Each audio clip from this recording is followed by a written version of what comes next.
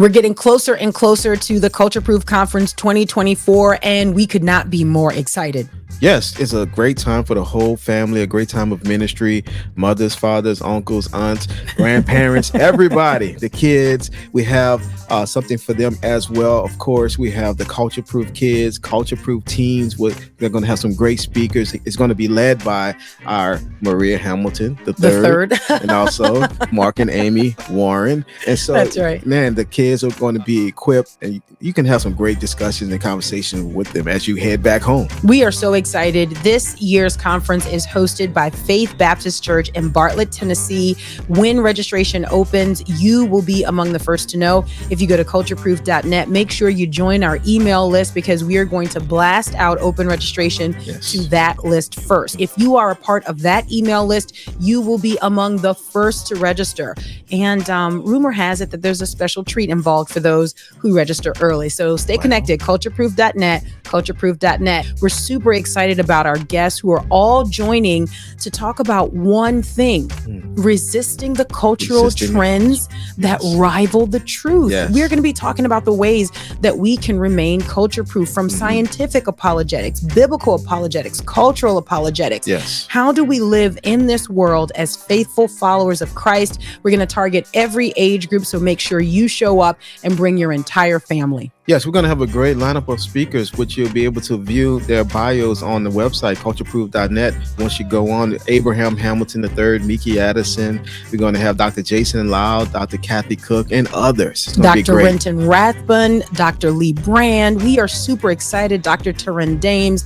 I feel like by next conference, I'm going to also have my doctorate, just because it kind of flows. Anyway, we're super excited about what the Lord is doing, and we want you to join us. The Culture Proof Conference happening July 18th through the 20th at Faith Baptist Church in Bartlett, Tennessee. Stay connected, because more information about that is rolling out just around the corner. You're going to find that at cultureproof.net, cultureproof.net. Make sure you join the email list. We can't wait.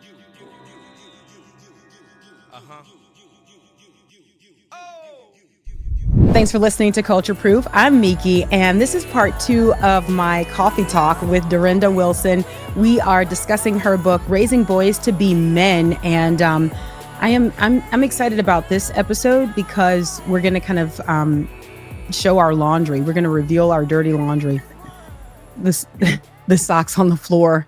Can we say the undies that they just can't find a way to get into the hamper? I don't know why that happens. But anyway, we're going to be talking about that. Durenda Wilson is the host of the Durenda Wilson podcast. She's also the author of The Unhurried Homeschooler and the 4-Hour School Day, which, by the way, I interviewed you last year. I don't know if you remember this. We were at HEAV, I think. Yep. And you talked about the 4-hour homeschool day, and that was liberating for me.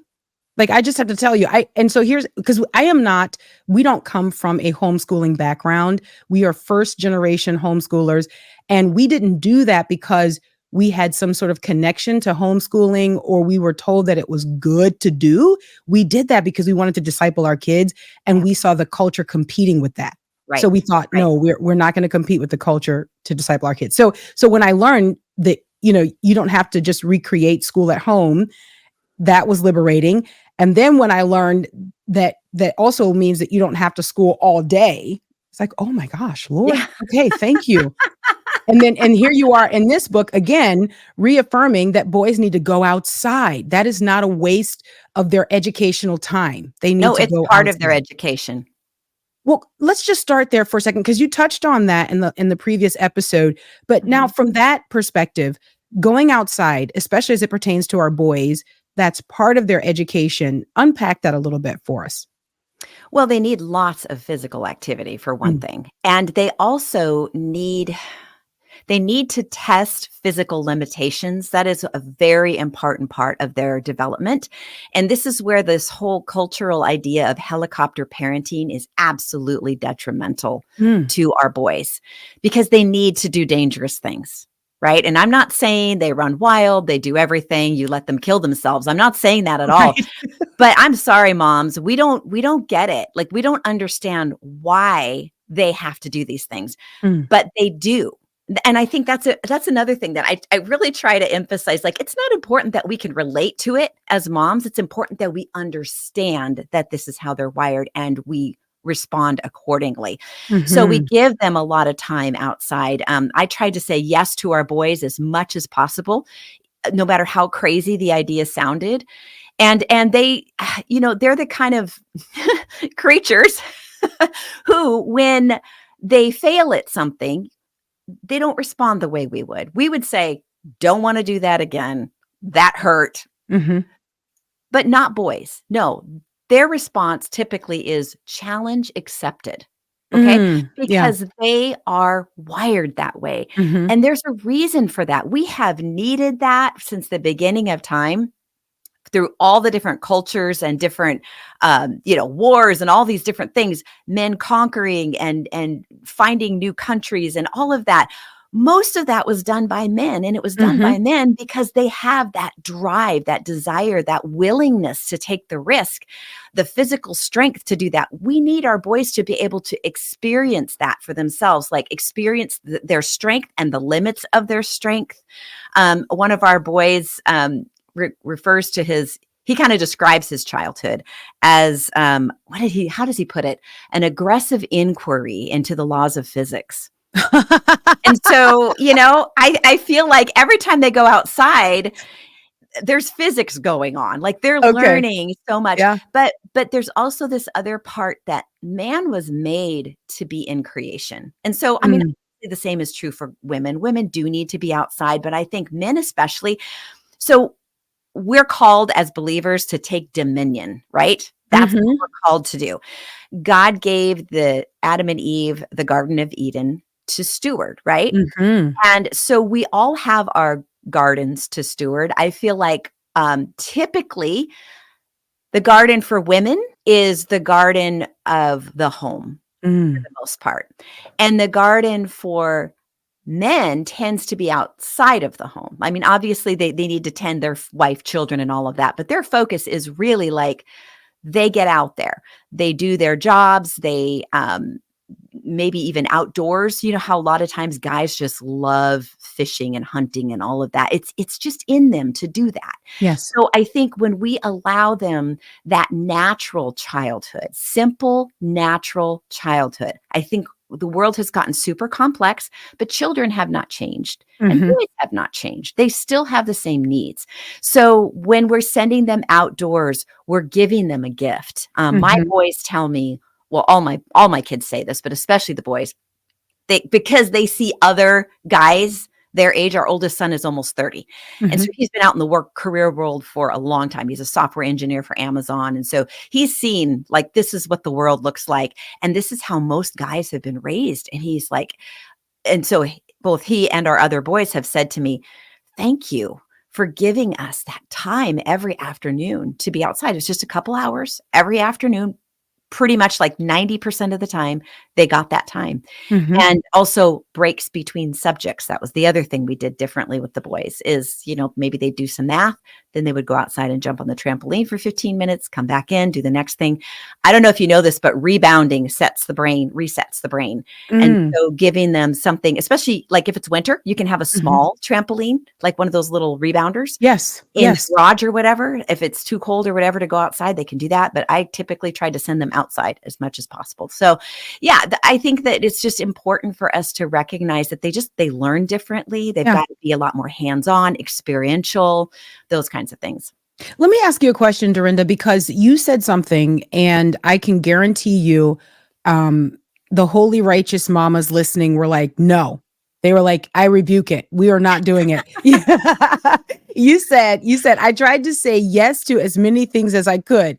And all of the holy mamas were like, "No, mm-mm, we're not doing it." Go ahead and qualify that for us. Like, describe to us what that looks like, because there are moms who are like, if I say yes to nearly everything that my kid asks, like, what am I doing? But Mhm. there is a safety and understanding that the things that our kids request, right, within reason, tell us something about their personalities. It tells us something about what they want to explore. So how are you how are you stewarding that yes? specifically? I think, first of all, recognizing the fact that they have ideas is a Mm. wonderful thing. And we want to encourage ideas. Like if we're saying no to everything, we're saying they've got nothing to bring to the table of value. Mm. Oh, that's good, Durenda. That's So good. when they bring us an idea, we are also responsible to teach them some discretion. I talk about this in the book, like putting boundaries, having boundaries on our kids, specifically our boys, very important, Mhm. because they need to learn to read the room. They need to learn to know when and where something is appropriate. Mhm. So there's that. I'll give you a couple of examples. My boys, boys love to run, especially right after church when they've Mhm. been, sitting for so Yes. long. But I made a rule that our boys should never run in church in the building Mhm. because Mhm. there are older people there. That's And right. if those people fall, it could mean they never walk again. And so, Truly. Yes. and it's about being aware that this is not the setting for this. Is Mhm. it good to run? Yes. Is in church a good place to run? No, but you can go Oh, that's good. outside away from everybody and run all you want. So we're teaching them discernment, but my boys would come to me and say, we want to dig this hole and we want to, whatever. They didn't always tell me all the details, but they would say, like, is it okay if we dig a 10 by 10 hole? And I could say, well, no, somebody might fall in it or get Mhm. hurt or, well, that's a dumb idea. Why do you want to do? I'm not going to say any of that. I'll say, I mean, I could ask them, like, what's the purpose? What are you thinking? And, it's good to inquire, but typically, yes, go ahead and dig the hole. And then, oh my goodness, all the creativity that came out of that. They were wars, they were foxholes for playing war and all Mm. that kind of stuff. But things like when they want to go sledding down a hill that I know is like treacherous. And I'm thinking to myself, oh, I know that they think this is going to be a blast, but is somebody going to get hurt? And I'm having visions of videos I've seen on Instagram or whatever, Right. where they hit an unseen tree stump and die Mhm. or whatever. And Oh, so, so at that moment, I have to choose. Am I going to respond out of fear? I do want to yes. respond in wisdom, absolutely. So I'm praying. I'm like, Lord, give me wisdom, show me what to do. And I said, okay, here's the deal. The snow has to be deep enough, and you need to inspect the course to see if there are any stumps or sticks that are sticking out that you could possibly hit. Mm. And if Mhm. you can do that and make sure it's safe, then you can go down that hill. And they did. And oh Yeah. my goodness, they had so much fun. They put a GoPro on their head and then they let me watch it. And Oh, of wow. course, because mom had to watch it. Mom, you got to Yes, I need to experience this. see This this. was Yeah. great. Another instance was when our 6-year-old oldest son, so this is, everything's a first with him because we had two girls first and then him. He wants to ride the bike off the porch, the front porch. And he comes in and he asks me, which we want them to ask us, Yes, like, that's so right. we don't want to react to it negatively, or they're just going to stop asking and they're just going Mhm. to do stuff without permission. So he comes in and he asks if he can ride his bike off the porch. So I went out there to just kind of see, like, for myself, physics, what's going on here? How fast Mhm. can he get going? And what's going to happen if he crashes and burns? What's the worst case scenario? Well, there was gravel and there was one step on the way down. And I'm like, okay, porch isn't that long. He can't get going that fast. Mhm. And he's going to fly over one step. If he crashes and burns, he's going to be fine. And so I said, okay. And of course he wanted me to watch him. So Yes. I had to Yes. stand and watch. So he did. He zipped off the porch and crashed and burned and didn't cry at all. And Yeah. I said, well, what did you learn from that? And he said, no, I don't want to do that again. I said, okay. And I went in the house. I thought it was over, right? No, evidently it switched to challenge accepted. They want to figure out, this is what they're thinking. They've explained this to me. They want to figure out, because it failed, they want to figure out a way to do it successfully. And that's so good. That That's is what a we good want. thing, but Yeah. we don't see that when we see them jumping off the porch onto the Mm. gravel, right? We Oh, see yeah. emergency room visit. I don't have time for this today. That kind of Oh, thing. come on. So he So did it. convicting. He went off the porch and he did it successfully and he was fine. He figured out a way to do it successfully. But that right there, so important to know that they're not being stupid. They're Mm. actually Mhm. trying to be smarter. So let's give them some That's credit good. for that. You Yeah. know, because you Yeah. see all these videos flying around on social media about how stupid men are or how dumb boys are. Because look at the dumb things Mm. they do, and we women, we would never do that. It's like, Oh, yeah, right. Well, guess what? there's a There's purpose behind their there is. madness, and it's a Absolutely. God-given purpose. I love that you point that out and bring that full circle. And that's the kind of conviction I'm talking about that's in your book. I mean, Mhm. it's so loving, but it's so real. And there's something about truth that even if you don't share it, with someone, you feel that, hey, hold on a second, this is Right. true, and you're either not doing this or you're doing this well. And you got to own it when you're failing. um Talk about, well, because I want to do two things. I want to talk about culture proofing Right. boys and how that's different from girls. But I also want to talk about the acronym burp. And I want to go in order because I think this is so cute what you've done. But there's one particular aspect of this that was really convicting to me. I mean, like Okay. deeply convicting. And um, so because we teased talking about airing our dirty laundry, right? Right. Okay. Right. So you're gonna Absolutely. go first as the older, wiser mom.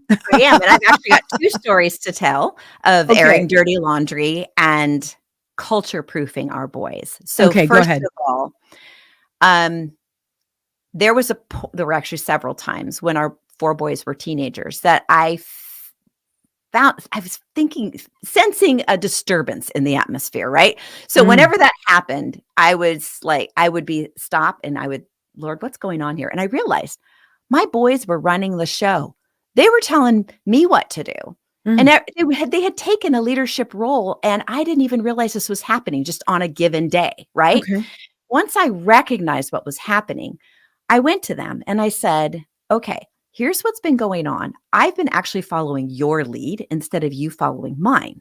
So that's actually out of order from what God has ordained for this particular time. I want you to know that I appreciate the fact that you want to lead and that you did so naturally that I didn't Mhm. even recognize you were doing it.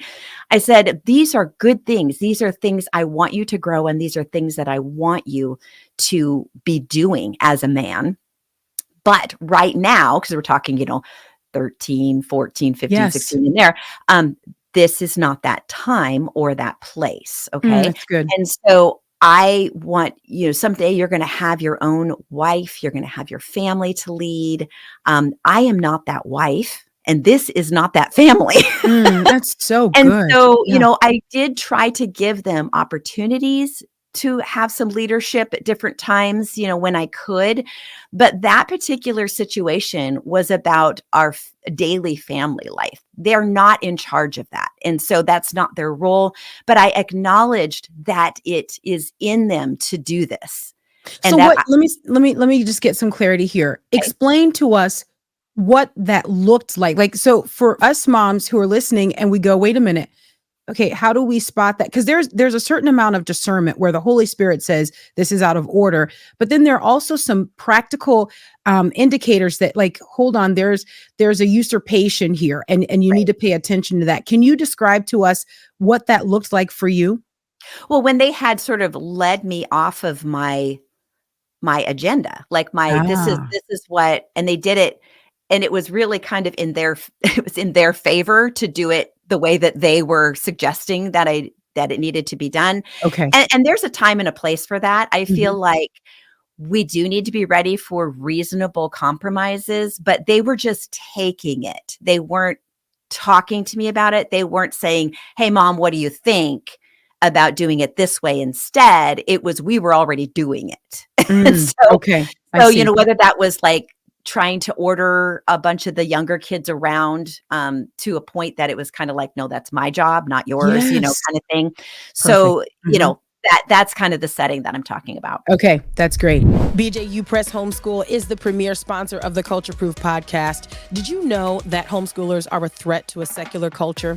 It's true. For a society that envisions public education as the means by which it will indoctrinate future generations, destroy the proliferation of the gospel, and disintegrate the republic, homeschoolers are de facto revolutionaries. But all homeschooling is not created equal. What makes your kid's education Christian is not the fact that you are one.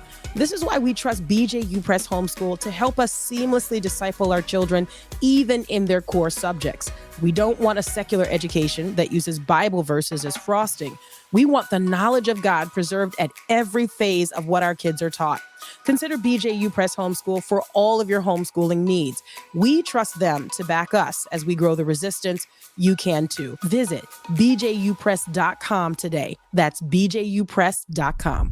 And so then the other one is the one that I think you're referring to when we talk about the BURP acronym. So do we want to talk about that now? Yeah, go right ahead. Okay.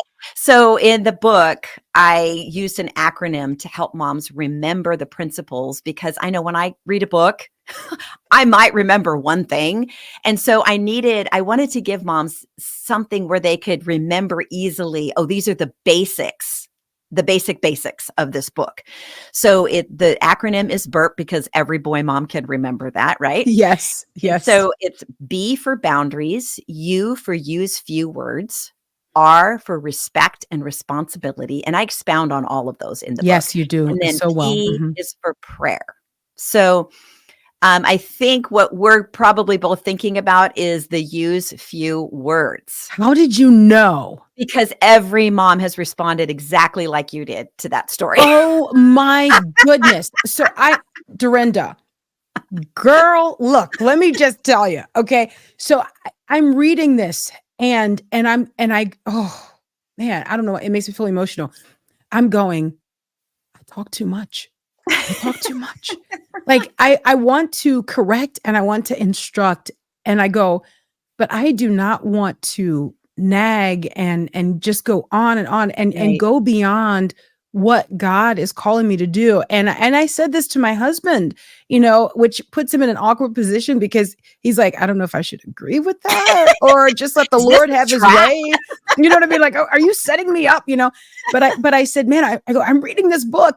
And I go, I'm on use few words. And I use too many words. I'm thinking about, and so again, talking about airing our dirty laundry, I've had conversations with my 14-year-old son where I'm talking to him and I'm just going on and on and on. And I can see that he's starting to gloss over, but I continue. You know what I mean? Like as if I'm going to bring greater clarity, or I'm going to round the mountain, and I've lost him. You know what I mean? And exactly. You know what I mean? And I know exactly what you mean. That look, and you think, I'm just not saying it right. Right. So I need to say it a different way. Yes. I'm going to stumble upon the words, and then suddenly the light bulb will come on, and it never does. And, and then bless his heart when he's trying to explain himself, and heaven forbid he doesn't say it the way that I would say it. Okay. Like that he doesn't say it the way I feel like it needs to be said. Again, from my female perspective, from my maternal perspective, that I would impose on him this expectation that is not a God-imposed expectation. That was so convicting to me. And I want you to speak to that and encourage and challenge moms that we need to use wisdom as we correct our sons, as we instruct our sons. Well, the story that displays this lesson most clearly, and is one of my failures, my dirty laundry. Oh my goodness. So the 4 boys were all teenagers at the time, and I felt like everything I said fell on deaf ears. It was like they didn't even hear me. And it was so frustrating. And after a week or two of this, my husband and I went on a date, and I told him all about it. I just unloaded on him through dinner, and he just listened. And we got in the car, we were leaving the restaurant, and he said to me, I need to tell you something, but I don't want to hurt your feelings. And at that point, I'm like, I'm at a loss. Please just tell anything. Just tell me. And he said, you use too many words. And the boys don't respect you when you do that. And I just, all of a sudden the light bulb went on. It's like, I knew this about most men. They just don't do well with a lot of words. Just bullet point them, and it's so much better. I knew this about my own husband, but I had failed and I'd forgotten, which we do. And I still sometimes do that with our 19-year-old. I mean, it's just been a recent occurrence. Here I am talking about it all the time, which is good because I have to remind myself with this 19-year-old to do the same Yes. thing, right? So I was like, oh man, I knew this. Oh, dang it. So I went home and I grabbed the 4 boys. And to this day, they remember that moment because they all thought they were in trouble. Mm. So Mhm. I brought them in and I said, listen, this is what your dad said. This is what's been going on. This is what your dad said. And I said, is he right? Do I use too many words? And they said, Mom, yes. They said, Oh. we would rather feel physical pain than listen to you talk. Oh, no. And I knew in that moment, like it didn't even hurt my feelings because they were Yeah. being so honest with me. It was not Yeah. disrespect, it was honesty. And I so appreciated that. So I said to them, okay, I'm willing to work on this. And this is hard for me because I love Mhm. words, conversation, writing, all of that. So this was like grinding gears. So Yes. I told them, I said, I am willing to do this. However, I need you to know that if you don't listen, once I've, done this for you, then there's going to be some harsh, really quick consequences. And they Mhm. said, that's fine. We are totally fine. And they were serious. And you Wow. know what? It worked like a charm, but I'm telling you, it was so hard. Yeah. I just said, I would literally have to stop and I'd say, just give me a second. And I would think about what were the most important things I wanted them to know, not Mhm. more than 3 things for sure, preferably 1 or 2. And Mhm. how could I convey that in 15 seconds or less? Yes. And that was so Yes. good for me. And it was actually a good practice because it's helped me actually in my relationship with my husband to think Yes. through things a little bit more before I go to him and with, something I need to talk to him about. So that was wonderful.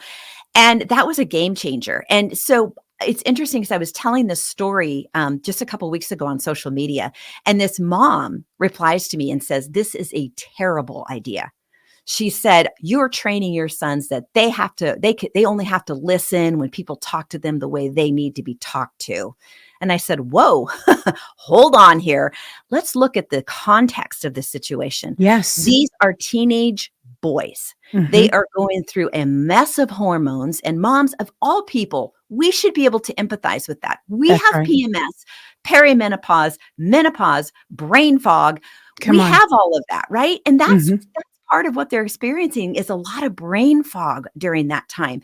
And so all I did was say to my boys, I understand where you are and I Mhm. respect where you are in this process of becoming a boy to a man, right? And so Mhm. I'm working with you. I'm going to meet you where you're at and I'm going to make sacrifices and change some things that are really hard for me to change because I love you and I Yes. respect you and I understand this is what you need. And I don't want to exasperate you, right? Scripture talks about that. Like kids are supposed to honor and obey their parents, but we're not supposed to exasperate them. That's right. My words were exasperating them and they were just shutting down. So when men get exasperated, they shut down. And Yes. so it's okay for us to stop and say, did I contribute to that? Because I'm Mhm. really sorry.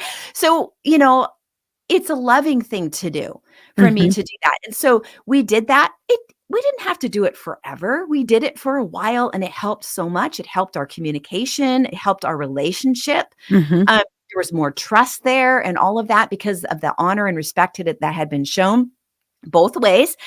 Now, fast forward, and these guys are now adults, right? Their Yeah. brains are now like they eventually fully develop and they can handle a lot more words. 3 out of 5 of them are married, and every single one of their wives are very, very verbal.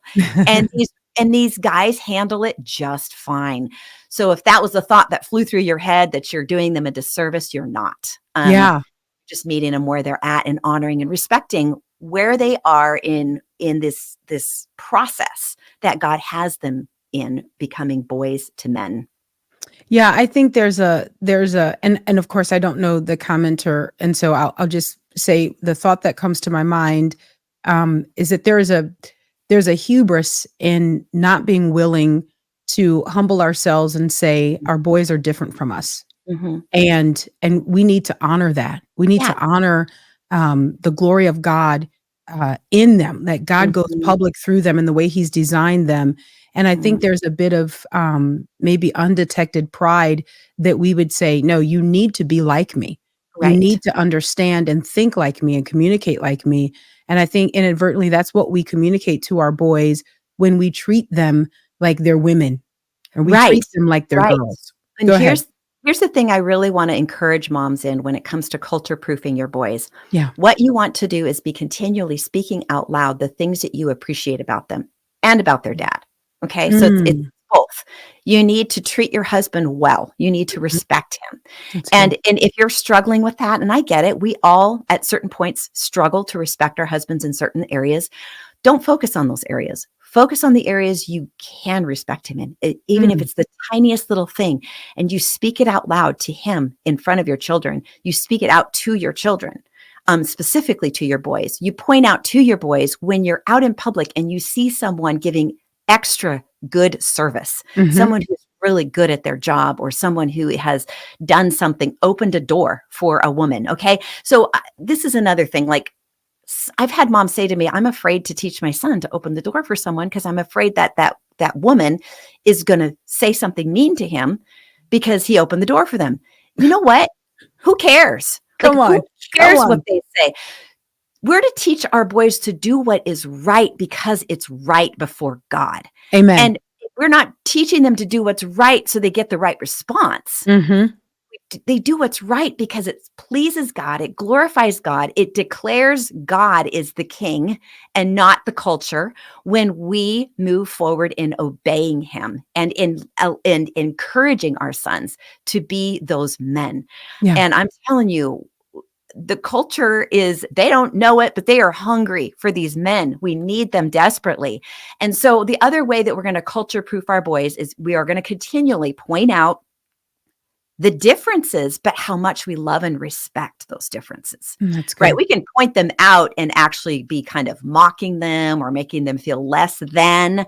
We don't want to do that. We want to say equal but different. Like Mm. we're complementary to one another. I'm so glad that you can carry that bag of groceries because I can't. And I'm Mhm. okay with that, you know? Mhm. So, and then also the way that we culture proof them and and and we do it through the ways I mentioned, is we create an environment in our home that is not hostile towards manhood, towards Mm. boyhood and the things that come with that. Yes, we teach them discernment, we teach them to read the room, we teach them the when, the where, the why, the how, all of that.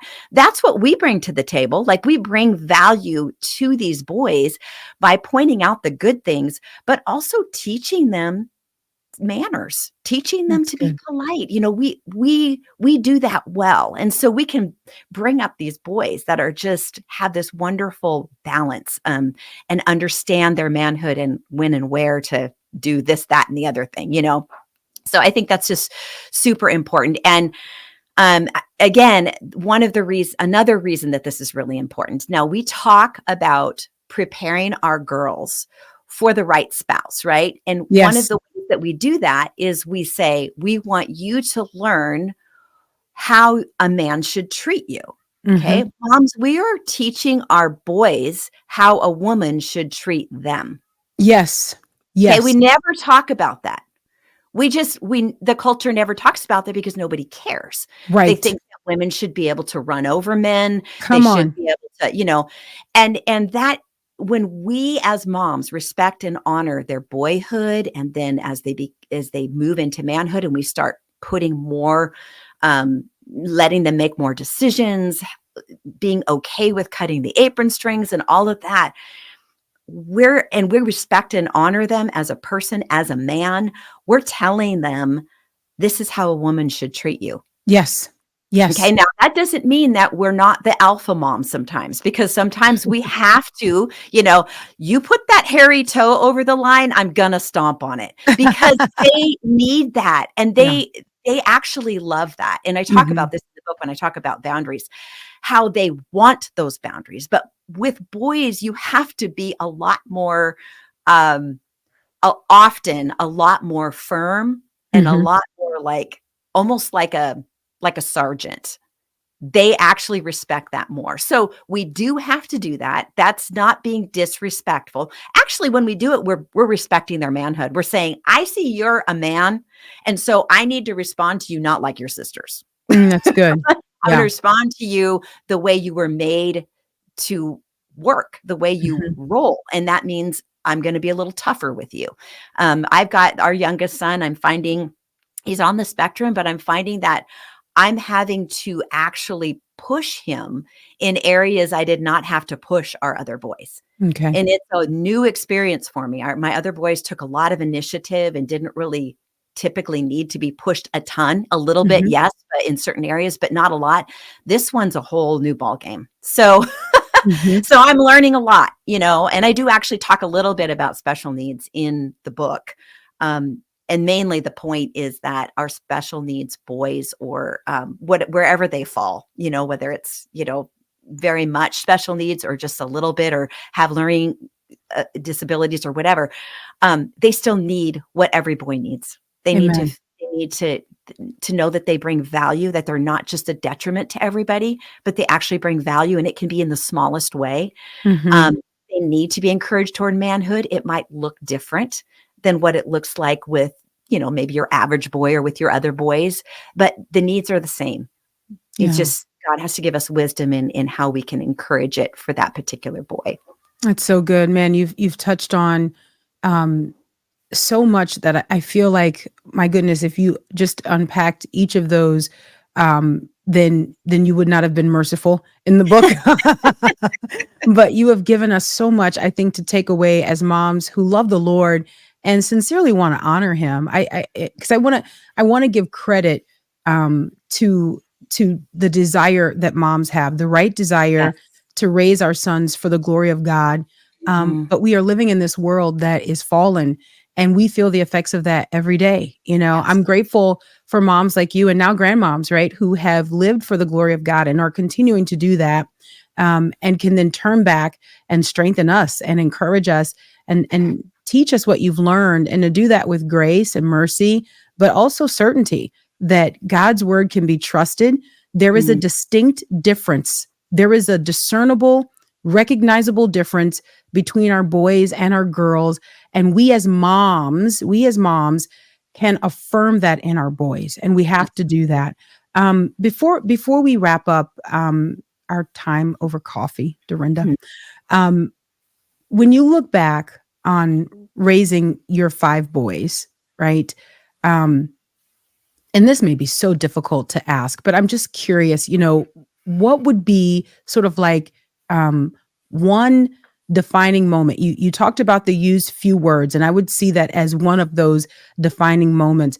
But did you have another moment that stands out to you that you found um, pivotal in their development as men, as they kind of, there's almost like this crossing over moment where you recognize something in them that caused you to see them differently, like help. Did you have any of those moments that you would share? Yeah, I think it was when I realized that they still cared what I thought, but not more than they should. So there was Mm, a point at which my suggestions, my desires for them were different than they had for themselves. hmm, And they went ahead and made the decision that they thought was best for themselves. And just to step back and to honor that and to say, this is their life, mm, And yes, I love the fact, and I always want to be able to speak into their lives. And fortunately, we are able to with all of our kids, which is to me just nothing short of a miracle because we're such imperfect parents. right. And God is so gracious. He is so loving and so kind. And I don't know. I look at parenting, homeschooling, all of it as though it's more like plotting. It's more like you just get up every day and try to do what is right before the Lord at the end Amen. of the day. And we're not going to do it all perfectly. We're not going to. And that's not an excuse. We don't use that as an excuse, but I feel like it's the loaves and the fishes thing. Hmm. Like Jesus told the disciples, here's 5,000 people, feed them. Like he Mm, knew they couldn't. He asked them to do the impossible, right? Why would he do that? Well, he had plans. He had plans to reveal himself and his love and his power. And I think he has the same thing for us. So we take what we have, we take everything we have, because that's what the disciples did. He told them, they were like, we can't do this. Like, that's how we feel as parents, right? Sometimes I can't do this.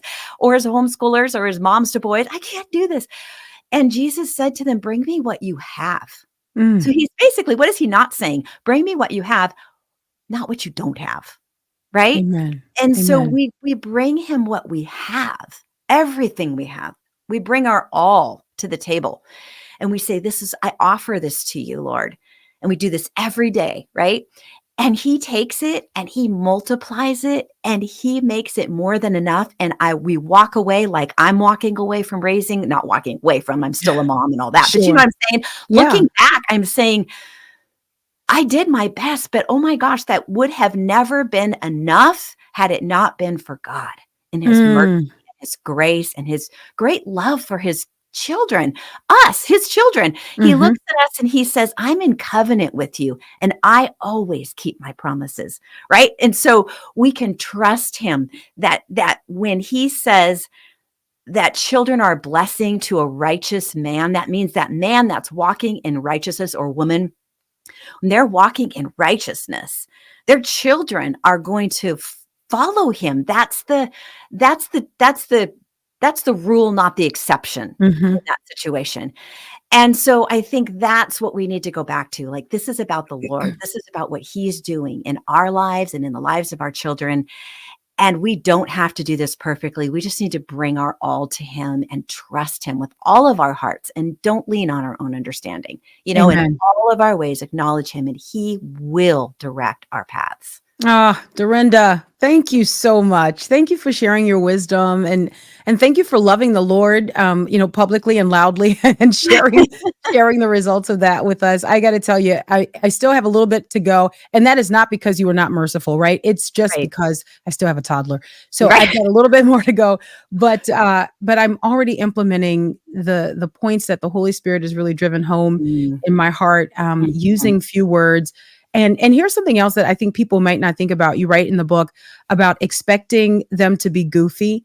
Right. And that was a light conviction, meaning it was a heavy conviction, but it was like, oh, okay, yeah, I need to let them be goofy. And it's just one of those things where you go, I find myself, stop it.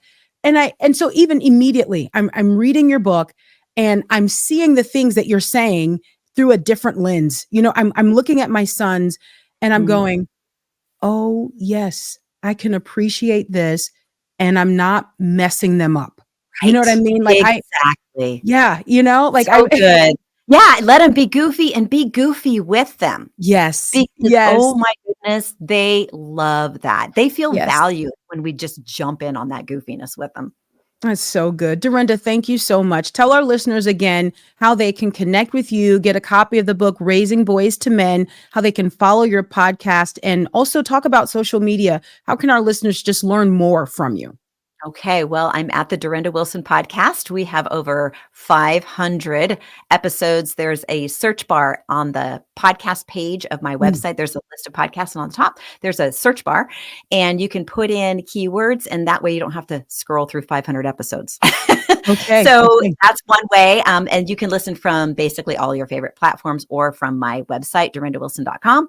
You can find my books, including Raising Boys to Men, on Amazon. The audiobook of Raising Boys to Men is coming out April 15th. That you have to find at my website, durendawilson.com. And you can find me on social media at Instagram. So it's at Durenda Lee Wilson, just all one word. Okay. Durenda, thank you so much. I appreciate this time. It's been great. I've enjoyed sipping on my coffee, banging around on this microphone while doing it. But thank you so much for your wisdom. God bless you. Thank you. Thank you for having me. This was so much fun. When we resist those cultural trends that rival the truth, we and our boys remain culture proof. Until next time, Lord willing, God bless.